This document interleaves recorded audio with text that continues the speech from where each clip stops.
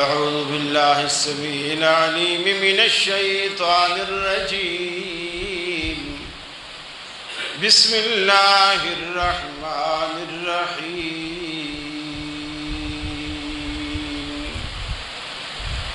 إنا نحن نزلنا الذكر وإنا له لحافظون. وقال الله تبارك وتعالى: من أعرض عن ذكري فإن له معيشة ضنكا ونحشره يوم القيامة أعمى قال رب لم حشرتني أعمى وقد كنت بصيرا قال كذلك أتتك آياتنا فنسيتها وكذلك اليوم تنسى.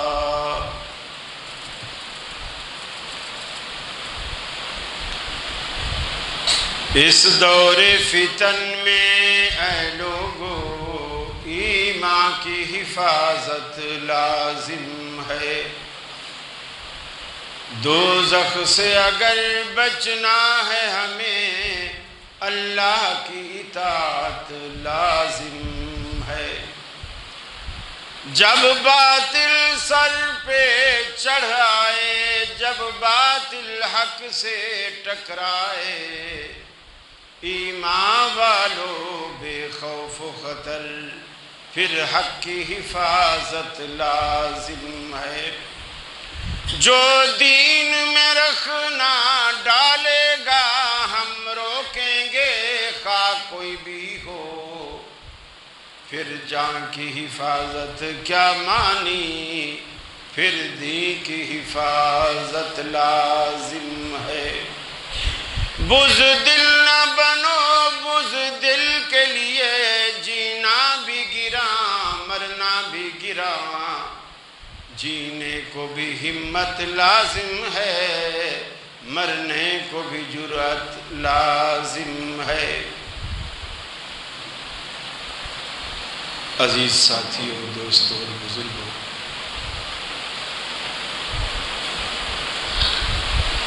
اللہ تعالیٰ کئی طریقوں سے مسلمانوں کو آزماتا ہے. ہمارے ایمان کو، ہماری غیرت کو، ہمارے ضمیر کو جھنجھوڑتا اور بیدار کرتا ہے. لیکن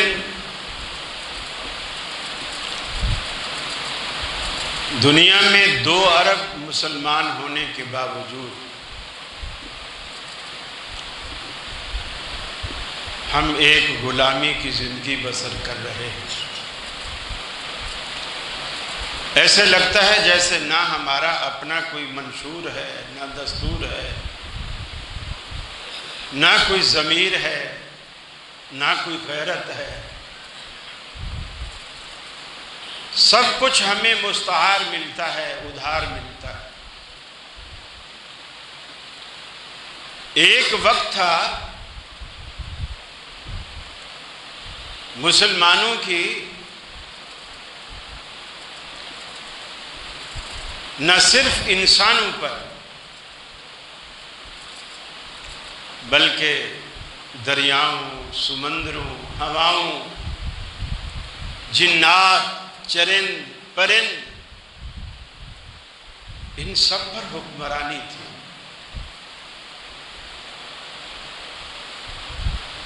اس کی وجہ کیا تھی؟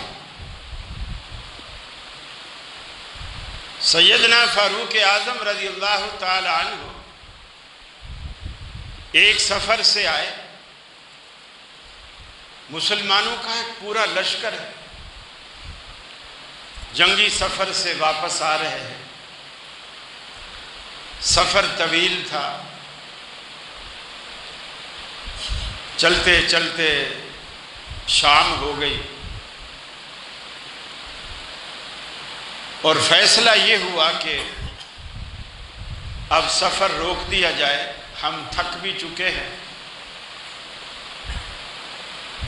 آرام کر لیتے ہیں، پھر صبح فجر کی نماز کے بعد اپنے سفر کو پھر جاری رکھیں۔ لیکن جس جگہ پڑاؤ کرنے کا ارادہ تھا وہ جنگل تھا، اور خطرے کے اعتبار سے بڑا مشہور و معروف تھا کہ جہاں درندے ہیں یہاں رات گزارنا خطرے سے خالی نہیں ہے۔ ہو سکتا ہے ہمارے سوتے میں رات کو درندوں نے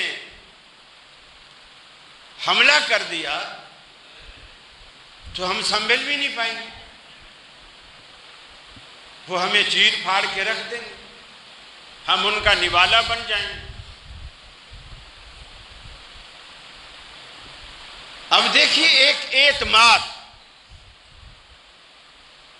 اب یہ بات سیدنا فاروق اعظم بھی سن رہے ہیں، لوگ مشورہ دے رہے ہیں کہ یہاں نہ رکیں، یہاں رکنا تو ایسا ہے جیسے موت کو دعوت دینا۔ اب یہ باتیں حضرت عمر سن رہے ہیں، لیکن دیکھیے دل میں ایک یقین، اللہ پر توکل، اللہ پر بھروسہ، اپنے اہل توحید ہونے کا ایک مان، ایک پہاڑی کے اوپر چڑھے، جنگل کی طرف رخ کیا اور ایک زور سے آواز لگائی۔ حالانکہ جانور کوئی حضرت عمر کی بولی سمجھتے نہیں تھے، اور نہ حضرت عمر جانوروں کو اپنی بولی سمجھانا جانتے تھے۔ یہ صفت انبیاء میں سے صرف اللہ رب العالمین نے حضرت سلیمان علیہ السلام کو عطا کی تھی۔ پہاڑ کی چوٹی پر کھڑے ہو کر جنگل کی طرف منہ کیا اور اعلان کیا، اے جنگل کے درندوں، آج رات اس جنگل میں غلامان محمد صلی اللہ علیہ وسلم کا بسیرا ہے، لہذا آج رات تم یہ جنگل ہمیں خالی کر دو۔ تاریخ شاہد ہے، صحابہ کہتے ہیں اس اعلان کے بعد ہم نے دیکھا جن جانوروں کے بچے تھے وہ اپنے بچوں کو اپنے منہ میں دبائے جنگل خالی کر کے بھاگ رہے۔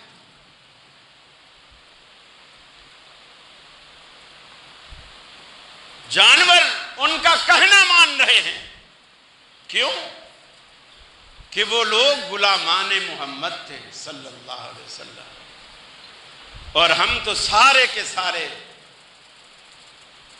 کیا وہابی، کیا غیر وہابی، کیا سیاسی، کیا مذہبی، ہم سارے کے سارے غلامان امریکہ ہیں۔ اس کے بغیر تو ہماری معیشت کی گاڑی نہیں چلتی۔ کتنی خوشی ہوتی ہے جب ورلڈ بینک ہمیں قرضہ دیتا ہے، لیکن قرضہ حکمران لیتے ہیں، کہاں لگتا ہے، کس پہ لگتا ہے، کسی کو پتہ نہیں، لیکن بھگتنا اور بھرنا قوم کو پڑتا ہے۔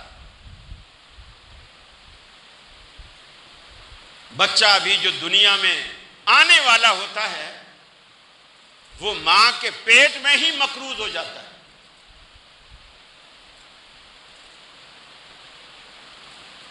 پچھلے 3 سالوں میں جو آپ نے سنا کہ پچھلی حکومتوں نے اب تک اتنے سالوں میں اتنا قرضہ نہیں لیا جتنا 3 سالوں میں لیا گیا. لگا کہاں؟ کسی کو پتہ نہیں وہ کہاں لگا. وہ 50 لاکھ گھر کہاں بنے؟ جنت میں بنے ہوں تو اللہ بہتر جانتا. اس زمین پر نہیں بنے.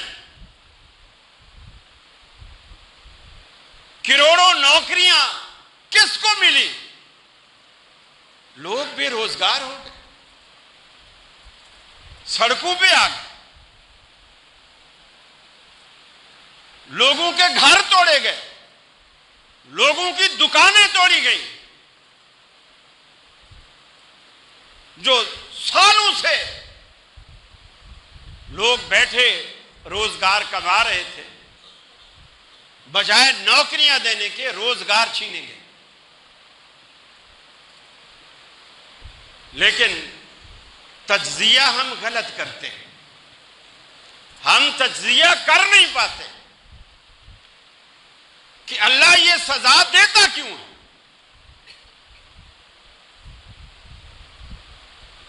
فرمایا وَمَنْ أَعْرَضَ عَنْ ذِكْرِي فَإِنَّ لَهُ مَعِيشَةً ضَنْكًا. جو بندہ ہماری نازل کردہ کتاب قرآن مجید سے منہ موڑتا ہے، پہلو تہی کرتا ہے،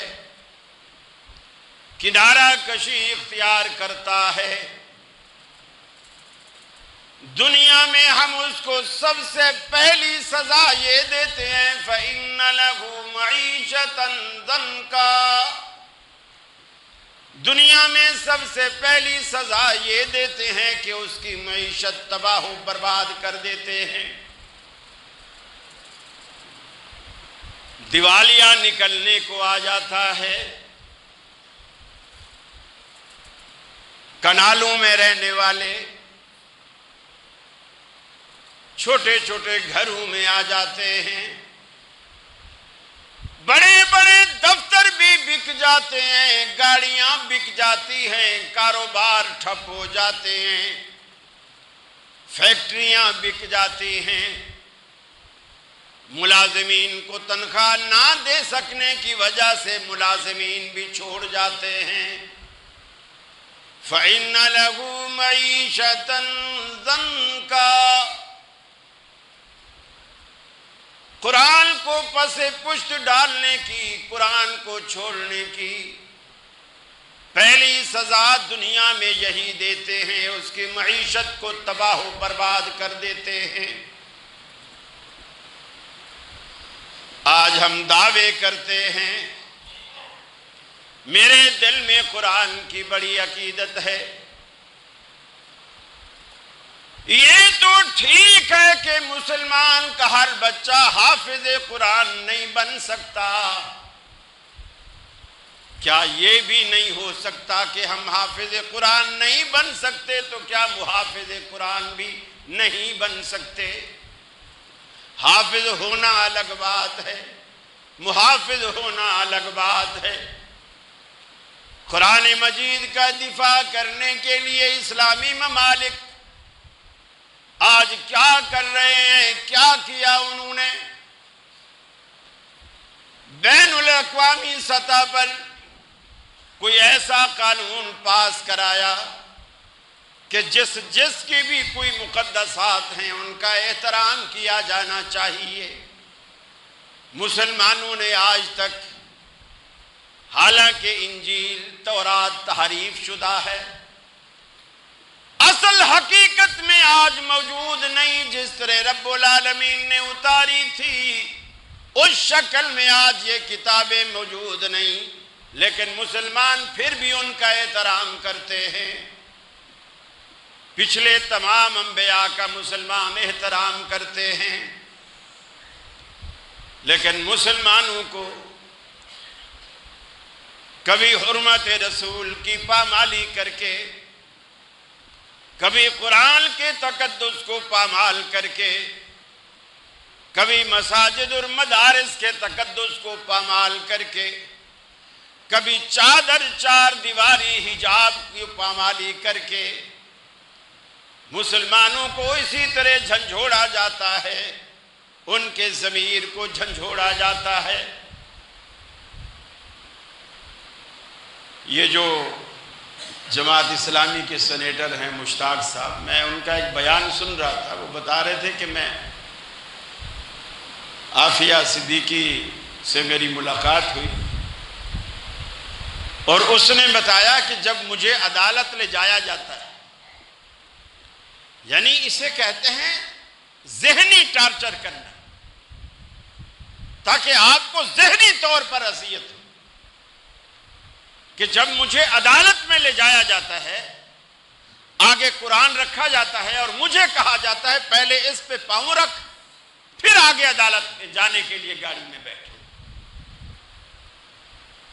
یہ مسلمان اربوں خربوں ہونے کے باوجود ہم اس طرح زندگی گزار رہے ہیں جیسے کسی گھر میں ایک غلام زندگی گزارتا ہے۔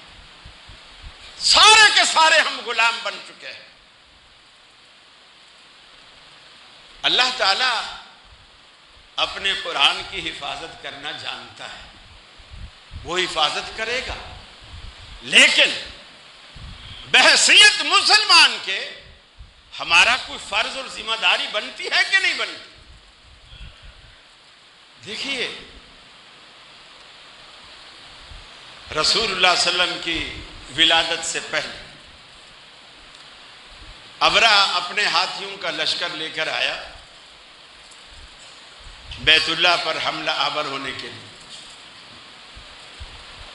آس پاس کوئی رسول اللہ صلی اللہ علیہ وسلم کے جو دادا تھے عبد المطلب، ان کے اونٹ چل رہے تھے۔ ابرہ نے فوج کے ذریعے وہ اونٹ سارے پکڑوا لیے۔ اس کو پتا چلا کہ جو کعبے کا متولی ہے یہ اس کے اونٹ، وہ پکڑوا لیے۔ ایک منصوبہ تھا کہ یہ جب اونٹ لینے آئے گا ہم اسے بولیں گے کہ پہلے بیت اللہ کی چابی ہمارے حوالے کرو۔ ہم تو اس نیت سے آئے ہیں یہ تاکہ ہم سے کوئی مزاحمت نہ کرے وغیرہ وغیرہ۔ جب عبد المطلب کو پتا چلا کہ میرے اونٹ انہوں نے پکڑ لیے ہیں، یہ گئے۔ اب وہ سمجھے کہ یہ چونکہ سردار ہے، بیت اللہ کا متولی ہے، یہ آئے گا ہمارے ساتھ کوئی سودے بازی کرے گا، لے دے کرے گا کہ آپ حملہ نہ کرو، ہم سے یہ لے لو، ہم سے وہ لے لو۔ لیکن انہوں نے جا کے بیت اللہ کے بارے میں ایک لفظ بھی نہیں بولا اور کہا کہ میرے اونٹ مجھے حوالے کرو، میرے حوالے کرو۔ وہ کہنے لگا عجیب تو متولی ہے بیت اللہ کا کہ تو بیت اللہ کے بارے میں کچھ نہیں کہہ رہا، ہم بیت اللہ کو نعوذ باللہ ڈھانے آئے ہیں، تو اس کے بارے میں ایک لفظ بھی نہیں کہہ رہا ہم سے، تو اپنے اونٹ مانگ رہا۔ دیکھو ہم اس دور کو دور جاہلیت کہتے ہیں، یہ رسول اللہ کی پیدائش سے پہلے کی بات، اس دور کو ہم دور جاہلیت کہتے ہیں۔ لیکن ان کا جملہ دیکھیں، وہ کہتے ہیں اونٹ تو میں اس لیے مانگ رہا ہوں چونکہ اونٹ میرے ہیں، اونٹ میرے ہیں، یہ گھر میرا نہیں ہے، یہ گھر جس کا ہے وہ اپنے گھر کی حفاظت کرنا جانتا ہے۔ یا تو آپ بھی ایسا کہو کہ یا اللہ یہ قرآن ہمارا نہیں ہے، یہ تیرا کلام ہے، تو جان تیرا کام جانے، تو جان تیرا کلام جانے، یہ مسجد تیرا گھر ہے، قرآن تیرا ہے، ہم تو بس مسلمان ہیں، ہم نے کلمہ پڑھا ہوا ہے، بس یا تو پھر ایک دم کھل کے سامنے آ جائے، پھر اللہ تو حفاظت کرے گا ہی کرے گا۔ اور ایسا نہیں کہ عبد المطلب نے جملہ کہہ دیا بس، اس نے جب یہ کہا ابرہ نے بھی جوش میں آ کر اونٹ سا واپس کرو ان کو اونٹ، یہ قوم کیا لڑے گی جن کو اپنے اونٹوں کی پڑی ہوئی ہے اور بیت اللہ کی فکر ہی نہیں۔ وہ جب اونٹ لے کے چلا گیا اور ابرہ نے ہاتھیوں کے لشکروں کو کہا کہ بیت اللہ کی طرف کوچ کرو،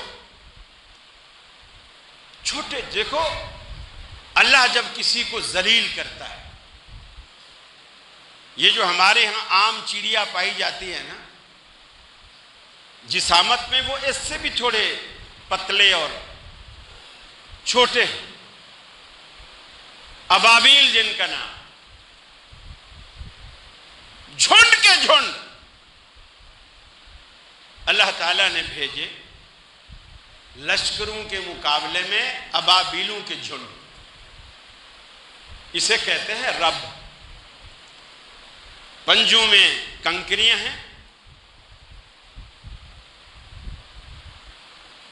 سجیل ایسی کنکری کو کہتے ہیں جو ہر طرف سے نوکیلی، اس کنکری کو پکڑا ہوا ہے اور اتنی ہائٹ سے، اونچائی سے اس کو پھینکتی ہے۔ اور کیا اللہ نے ان کنکریوں میں قوت رکھی ہے کہ جس ہاتھی پر، جس بندے پر وہ گرتی ہے اس کے جسم سے پار ہو جاتی ہے۔ بعض دفعہ بندوق کی گولیاں بھی پار نہیں ہوتی، اندر ہڈی سے ٹکرا کے اندر کہیں رک جاتی ہے۔ لیکن کیا اللہ رب العالمین کی قدرت تھی، ہاتھی کے جسم سے بھی وہ کنکریاں آر پار ہو جاتی، دیکھتے ہی دیکھتے ہاتھیوں کا پورا لشکر اس بھوس بن گیا۔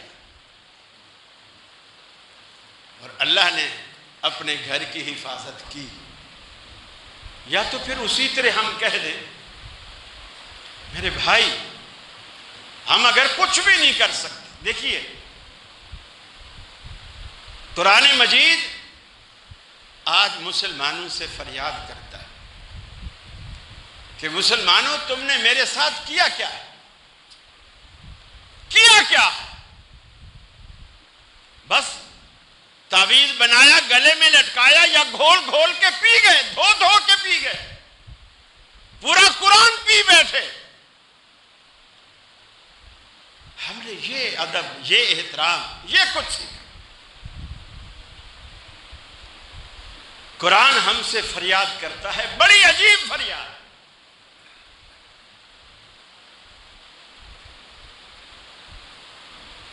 فرمایا جب قول و قسم لینے کے لیے تکرار کی نوبت آتی ہے، جب قول و قسم لینے کے لیے تکرار کی نوبت آتی ہے، پھر میری ضرورت پڑتی ہے، ہاتھوں میں اٹھایا جاتا ہوں۔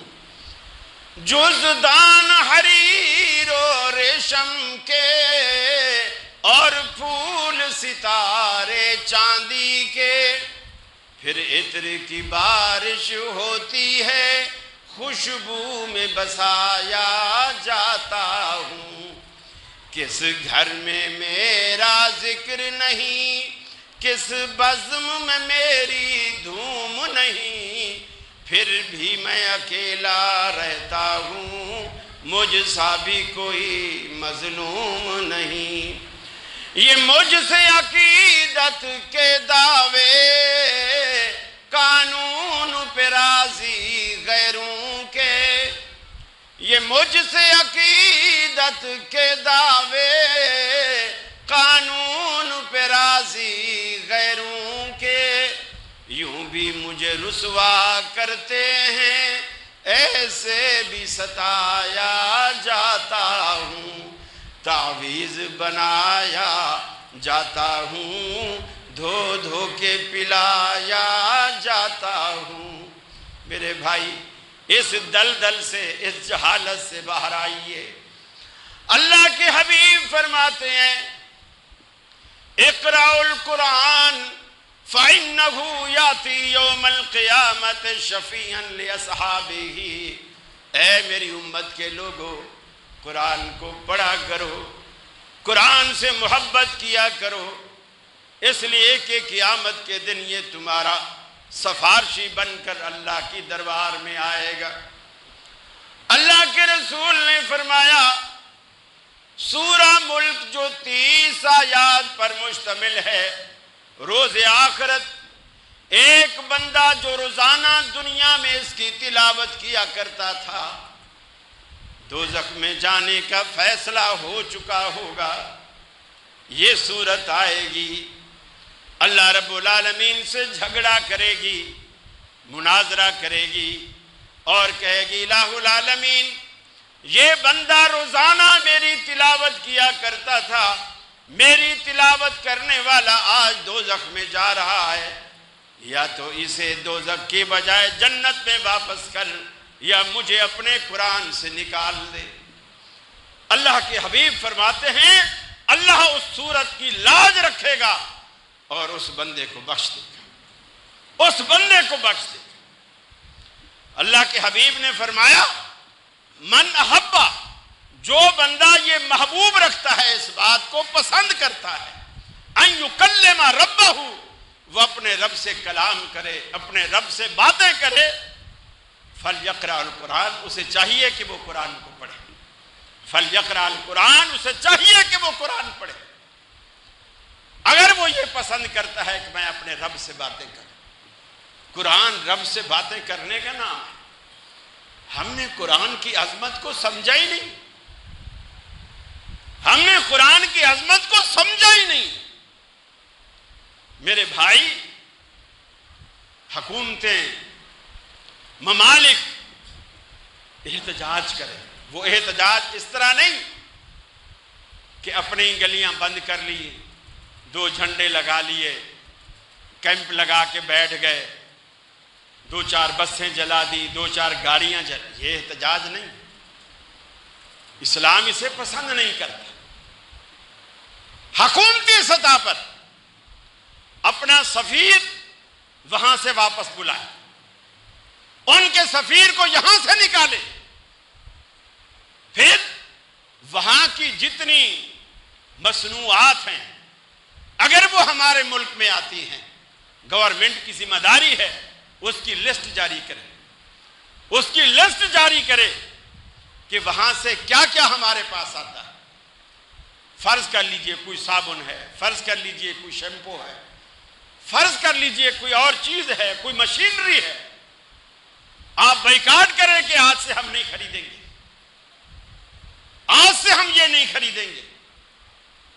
کوئی ایسا مؤثر احتجاج کرے، پتہ چلے کہ یہ زندہ قوم ہے، یہ مسلم قوم ہے، یہ قرآن پہ چلنے والی، قرآن کو ماننے والی، یہ قرآن کے آپ پر حق ہے، حق۔ قرآن مجید سے محبت کرنا، اس کا احترام کرنا، اس کی تلاوت کرنا، اس کو سمجھنا ترجمے کے ساتھ، پھر اس پر عمل کرنا اور پھر اس کی تبلیغ کرنا، اس کی دعوت دینا، یہ قرآن مجید کا حق ہے ہم پر، ہر مسلمان پر یہ فریضہ، یہ صرف مولویوں کا فریضہ نہیں ہے۔ ہاں، یا تو بولو کہ ہمارے علاقے میں صرف مولوی مسلمان ہیں، ہم مسلمان نہیں، پھر تو چلو بات بنتی ہے۔ اگر آپ بھی مسلمان ہیں اور یقیناً مسلمان ہیں تو یہ ذمہ داری آپ کی بھی ہے۔ علماء کا فریضہ یہ ہے وہ آپ کو بیدار کریں، صحیح مشورہ دیں، صحیح رہنمائی کریں، اور احتجاج کے جو شرعی تقاضے ہیں اس کے مطابق آپ کو آمادہ کریں۔ جلاؤ گھراؤ اسلام کو پسند نہیں ہے، جلاؤ گھراؤ پسند نہیں ہے۔ جو مؤثر چیزیں ہیں، اسی طرح اقوام متحدہ کے اندر بھی مسلم ممالک بھی شامل ہیں، وہاں ایک مشترکہ قانون، ایسا بل پاس کرایا جائے کہ کسی کو بھی حق نہیں ہے آزادی رائے کے نام سے، کسی کے بھی نام سے، کہ وہ کسی کے مذہبی جذبات کو مجروح کرے اور وہ اس طرح کے ہتھ کنڈے استعمال کرے۔ کبھی رسول اللہ کے نعوذ باللہ خاکے بنائے جاتے ہیں، کبھی کس طرح، کبھی ان برگزیدہ ہستیوں پر فلمیں بنائی جاتی ہیں اور وہ انگریز داڑھی منڈے ان کو نقلی داڑیاں لگا کر مختلف کردار سونپے جاتے ہیں، یہ ابو بکر ہے، یہ عمر ہے، یہ فلاں ہے، یہ فلاں۔ مسلمانوں کہاں کھو گئی ہماری غیرت؟ بزدل نہ بنو، بزدل کے لیے جینا بھی گرا، مرنا بھی گرا۔ جینے کو بھی ہمت لازم ہے، مرنے کو بھی جرأت لازم ہے۔ میرے بھائی، مرنے کے لیے بھی جرأت چاہیے، جینے کے لیے بھی جرأت چاہیے۔ ایسے جیے جیسے ابو بکر صدیق جیتے تھے، عمر فاروق جیتے تھے، عثمان غنی رضی اللہ تعالیٰ عنہ جیتے تھے۔ کل ان کا یوم شہادت تھا۔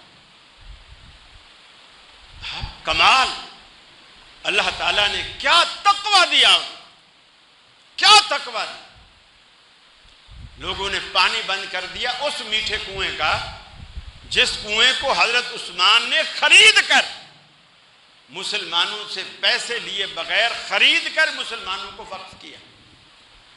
اس کنویں کا پانی حضرت عثمان پر بند کر دیا۔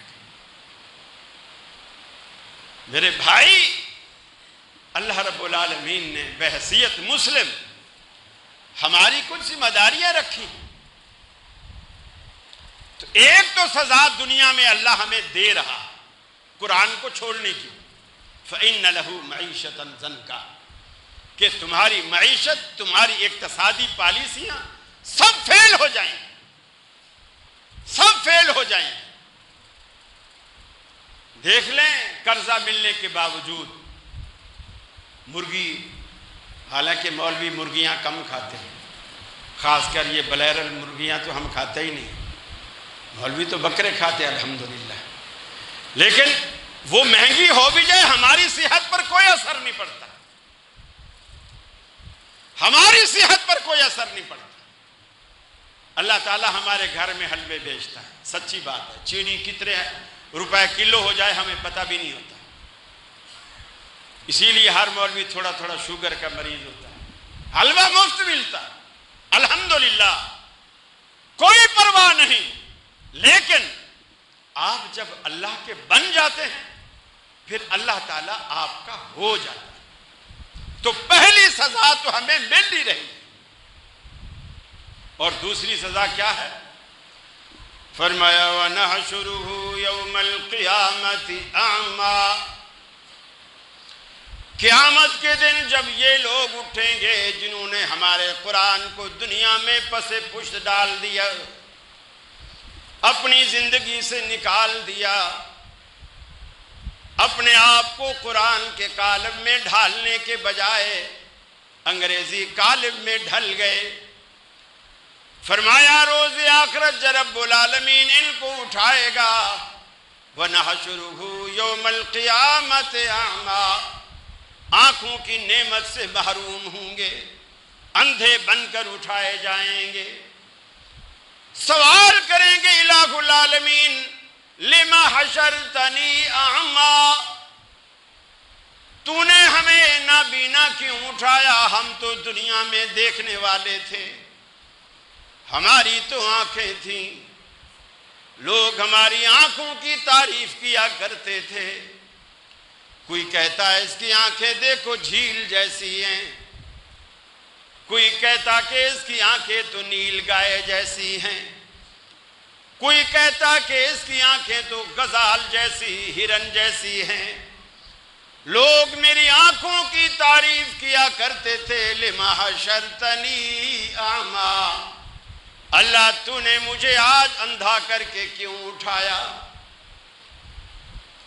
میری تو اتنی خوبصورت آنکھیں تھیں، لوگ مثالیں دے کر بیان کرتے تھے کہ لوگ کراچی کے سمندر کی بات کرتے ہیں، لیکن لوگ تو میری آنکھوں میں ڈوب جایا کرتے تھے، اتنا خوبصورت آنکھیں تھی میری۔ لما حشرتنی اعمیٰ، تو نے مجھے اندھا کر کے کیوں اٹھایا؟ قال کذالک، سنیے رب العالمین کا جواب۔ اللہ کہے گا میرے بندے، قال کذالک قال ربک، قال کذالک اسی طرح اتت کا آیاتنا، تیرے پاس ہماری آیات قرآن کی شکل میں آئی تھی، فنسیتہا، تو نے ان کی پرواہ نہ کی، قرآن کو تو نے بھلا دیا۔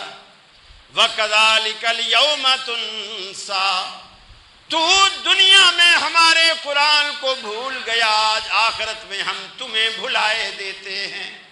حالانکہ اللہ بھولنے سے پاک ہے، بھول چوک سے رب العالمین پاک ہے، لیکن پھر بھی رب العالمین نے کہا جس طرح دنیا میں تو نے ہمارے قرآن سے منہ موڑا، آج ہماری رحمت نے تمہیں چھوڑا۔ تجھے دنیا میں ہمارے قرآن کی کوئی پرواہ نہ تھی، آج آخرت میں ہمیں بھی تیری کوئی پرواہ نہیں۔ اللہ رب العالمین سے دوستی رکھنے کے لیے قرآن کو وسیلہ بنائی، قرآن کو ذریعہ بنائی۔ رسول اللہ صلی اللہ علیہ وسلم نے ایک جنازہ پڑھایا، ایک صحابی کا جنازہ تھا، ان کا اپنا نام بھی معاویہ تھا، والد کا نام بھی معاویہ تھا۔ یہ معاویہ بن ابی سفیان نہیں، معاویہ بن معاویہ۔ اللہ کے رسول نے جنازہ پڑھایا، جنازہ پڑھا کر جب مجمع کی طرف رخ کیا تو جبریل امین نے آ کر آپ کو مصافحہ کیا۔ آپ نے فرمایا جبریل آپ بھی اس جنازے میں شرکت کے لیے آئے ہیں؟ فرمایا کہ صرف میں نہیں، 70,000 فرشتوں کا لشکر اللہ نے بھیجا ہے، میری قیادت میں ان کو لے کر آیا ہوں اس بندے کے جنازے میں۔ آپ نے پوچھا جبریل اس بندے میں کیا خاص بات تھی؟ کیا خاص بات تھی جو جنازے میں اللہ نے تجھے اور تیری قیادت میں 70,000 فرشتوں کا لشکر بھیجا؟ حضرت جبریل نے کہا اللہ کے رسول اس میں ایک خوبی تھی، کان یقرأ قل هو اللہ احد ماشیا راکبا قائما او قاعدا، کہ یہ چل رہا ہوتا، بیٹھا ہوتا، کھڑا ہوتا، سواری پر ہوتا، یہ ہر وقت قل هو اللہ احد پڑھتا رہتا تھا، یعنی سورہ اخلاص پڑھتا رہتا تھا، جسے اللہ کے رسول نے ثلث قرآن کہا ہے۔ ثلث قرآن، یہ قرآن کی تہائی ہے، ایک دفعہ پڑھو تو 10 پاروں کے برابر ثواب ملتا ہے، 3 دفعہ پڑھ لو تو پورے قرآن کا ثواب ملتا ہے۔ وہ اسے پڑھا کرتا تھا۔ جنازہ اللہ کے نبی نے پڑھایا اور اللہ تعالیٰ نے پیچھے جبریل امین کو بھیجا، 70,000 فرشتوں کو بھیجا۔ جب انہوں نے ان کے لیے مغفرت کی دعا کی ہوگی، یقیناً اللہ رب العالمین نے اسے بخش دیا ہوگا۔ میرے بھائی، قرآن سے محبت کیجئے، قرآن پہ عمل کیجئے، قرآن کو سمجھنے کی کوشش کیجئے، قرآن کا دفاع کیجئے۔ قرآن ہمارے دفاع کا محتاج نہیں ہے، ہمارے اپنے ایمان کی حفاظت اس میں ہے کہ ہم قرآن کا دفاع کریں۔ یہ ایمانی غیرت کا تقاضا ہے کہ ہم قرآن کا دفاع کریں۔ اللہ سے دعا ہے اللہ رب العالمین ہمارے حکمرانوں کو بھی ہدایت دے، اور جتنے عالم اسلام کی ریاستیں ہیں ان تمام مسلم حکمرانوں کو اللہ رب العالمین ہدایت دے، انہیں ایک کر دے تاکہ تمام مسلمان اپنے لیے ایک اسلام کا کلہ بنا لیں۔ یقین مانیے ہم ایٹمی قوت ہونے کے باوجود غلامی کی زندگی گزار رہے ہیں، اس سے بڑی ذلت اور کیا ہو سکتی ہے۔ ان ھذا القرآن یہدی للتی ہی اقوم، فرمایا یہ قرآن وہ کتاب ہے جو سیدھا راستہ دکھاتا ہے، بالکل سیدھا راستہ، اور یہ وہ قرآن ہے یضل بہ کثیر ویہدی بہ کثیرا، بہت سارے لوگ قرآن کے ذریعے گمراہ ہو جاتے ہیں، بہت سارے لوگ جنت میں جا پہنچتے ہیں، راہ راست پر آ جاتے ہیں۔ جو قرآن کو سنتا ہے، سمجھتا ہے، عمل کرتا ہے، قرآن ان کو یرفع بہذا الکتاب اقواما، اس قرآن کے ذریعے اللہ تعالیٰ بہت ساری قوموں کو اونچا کرتا ہے اور بہت ساری قوموں کو پست کرتا ہے جو اس قرآن کو چھوڑ دیتی ہے، جیسے ہم نے چھوڑا ہوا ہے۔ پھر اللہ تعالیٰ ان کو اسی طرح پستیوں میں دھکیل دیتا ہے۔ اللہ سے دعا ہے اللہ رب العالمین ہمارے دلوں میں قرآن کی، اسلام کی، مسجد کی، رسول کی، صحابہ کی، اہل بیت کی محبت پیدا فرمائے۔ وآخر دعوانا ان الحمد للہ رب العالمین۔